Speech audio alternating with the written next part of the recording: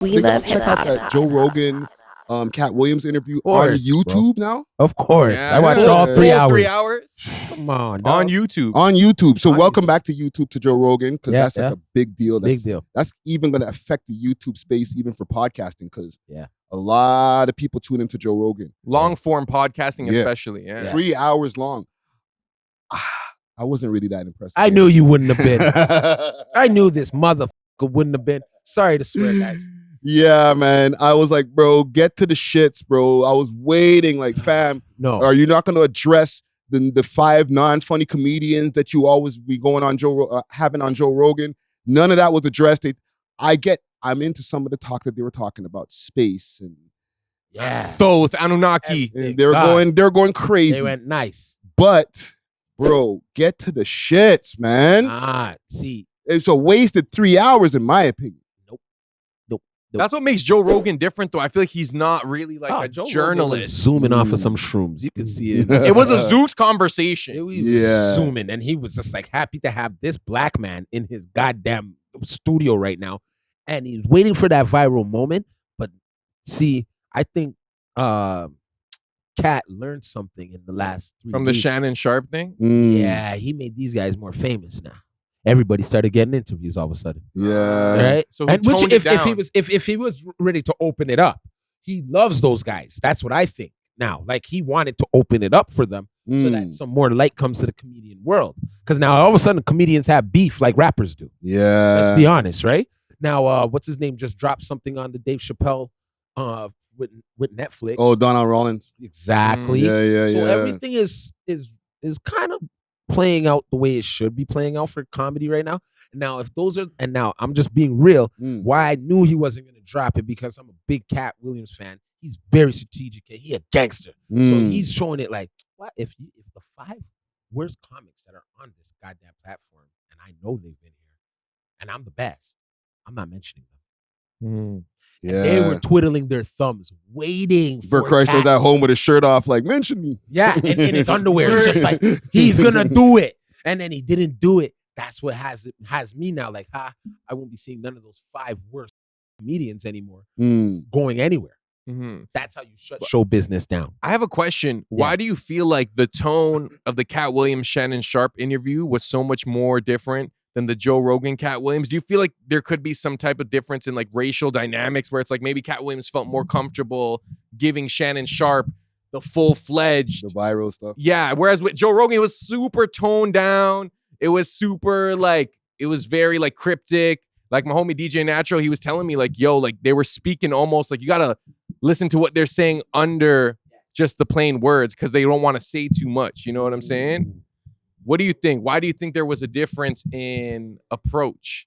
And I'm saying this slowly because we're fixing a microphone right now. So follow me at DJ's RTV in the meantime. I'll tell you. This guy.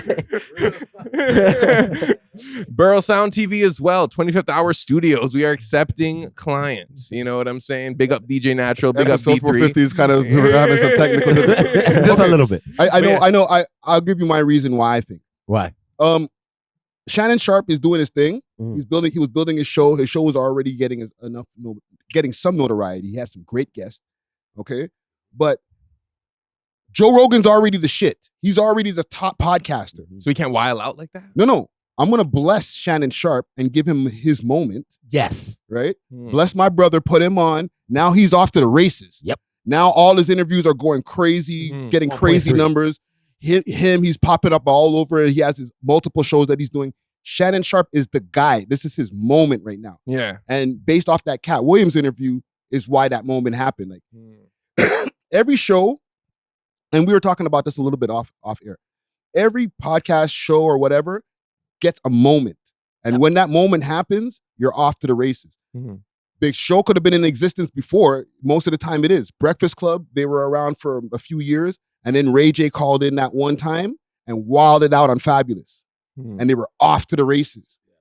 Charlamagne talks about this all the time. Like he gives Ray J his props for that moment. We Love Hip Hop, 46 episodes. Bizlo pops up in episode 47. We're off to the races, right? So Shannon Sharp, he's doing this thing. Show's getting its views, hundreds of thousands of views. Cat Williams goes crazy. That one's at like 60 million and everything else goes a million now. So I don't need to bless Joe Rogan. I can go to Joe Rogan and just talk high shit for 3 hours. But when I go over to Shannon Sharp, one of my brothers, I'm gonna give him that crazy shit. Give him that work. Yeah, and make his views go up. So if it's a racial dynamic thing, I'm gonna look out for my brothers. But if it's a power structure thing, Joe Rogan's already up. Yeah, but I also go with I would also go with the content. Content. What do you mean? Shannon Sharp's a sports guy. Yeah. And he's already interviewed comedians. Right? Now, none of those other comedians have made it pop the way Cat Williams made it pop, because Cat Williams came in there and stood on business. Now, people don't really know the other side of Cat Williams. If they missed the Shannon Sharp, and I'm going to be real, for the white audience, if they missed the Shannon Sharp, like, what's the whole thing about this Cat Williams guy? Yeah. This is where now they're going to really realize this Cat Williams guy isn't just your basic, I'm going to be real right now, nigga. You know what I mean? They've seen another side to this black man. So they're going to be like, what? He's talking about, he's quoting things from the Bible, guys. Yeah. Now, that's a side a lot of people don't see from him on his stand-up comical side, because when he first came into the game, I'll tell you this, you thought he was a pimp. Yeah. When really he was acting. A very literate, super well-read person, but his comedy, that doesn't reflect his comedy style. His comedy style is more relatable, but he's talking about how he's read. He used to just only read all day. You know what I'm saying? And that's the part where you're gonna be like, yo, I thought he was a nigga. I thought he was just a pimp. Listen, can I say something about that book reading thing, though? You don't buy it, eh? I'm not buying it, bro. I think Joe kind of caught him on there too, fam. Because he said the thing about the 3,000 books. 3,000, yeah. Or over 3,000 books between the age of 8 and 12, okay? It's not like he said over his lifetime. Between the ages 8 and 12, he read over 3,000 books. And even more of that, because I had to use other books to understand the books, right?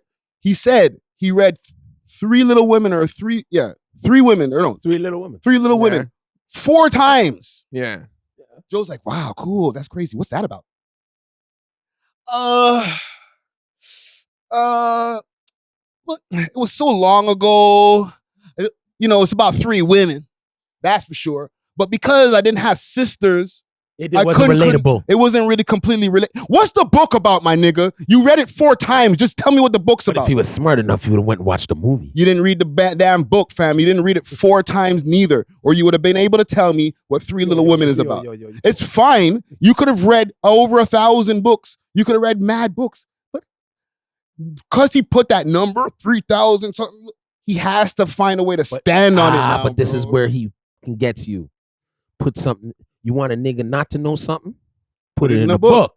So what he's trying 3,000 of them? I don't care. Right now, I will pump fake any kid. I'll make a midget think he can slam dunk.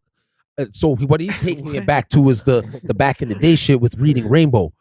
Take a look. It's in a book. Okay? Yes. He's getting us back onto this book shit because like if let's just say internet crashed tomorrow, what are you gonna do? Okay. Thank you. Great. Now he wants to. Now what he's gonna win is by saying to if he can teach you right now as any kid, he's gonna teach you start reading books. Knowledge is key. Yeah. That is where you get most of your knowledge. Information. I don't care if I gotta lie to my kid.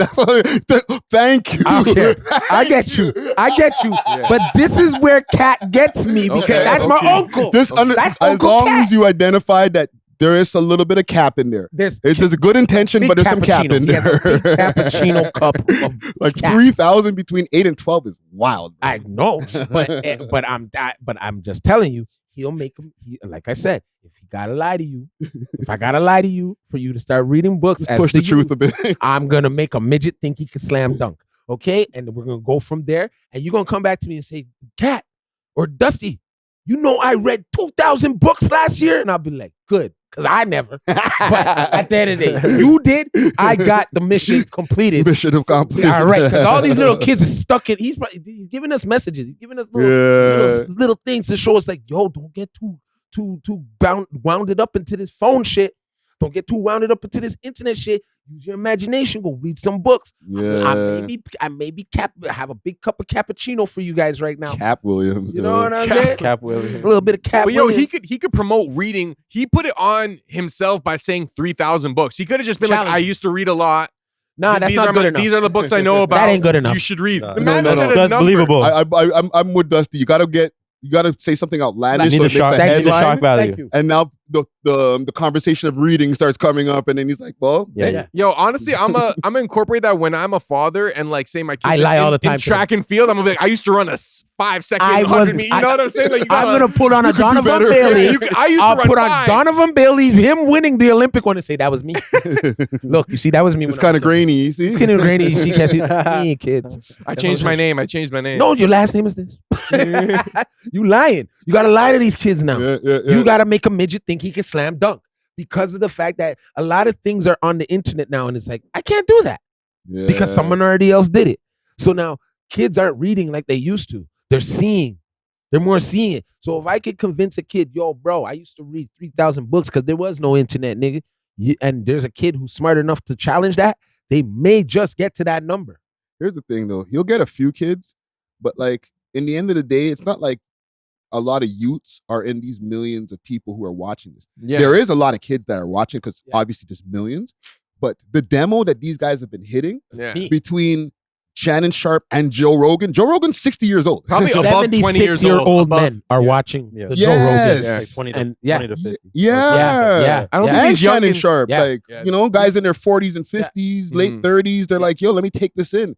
So that's a testament to like our demos and stuff too. Like you can get millions of viewers without having to go get the kids to Yeah, go fuck watch the your kids. stuff. Kids ain't watching your shit. Kids are just having it on. And Mhm. also it's long form content. So They to can't get even do somebody that. to sit there, there's 7.1 million people who sat and watched this already. Yeah, I sat and watched it. Right? Mhm. Even if it's not even the whole 3 hours or whatever, 7.1 million. Yo, And Shannon Sharp's at like 60 million. a lot of people just have it playing in the background. Yeah. Just, you know, Yeah. on the way to work, driving. Yeah, Yeah. that's what I did. I was driving. I took it in through Spotify, but I was driving listening to it. You know what I'm saying? Then I got into my house and continued watching it. Yeah, same. It was.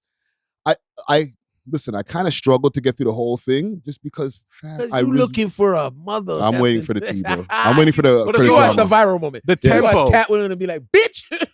I'm waiting for the clips. I'm like, what am I gonna clip? All right, we're not giving you one today. It's Friday. Sorry. Haha. You know what I mean? Yeah. That's Yeah. the pod gods. Yeah, The pod the pod gods are not You know- fruitful today. But man. We love hip hop.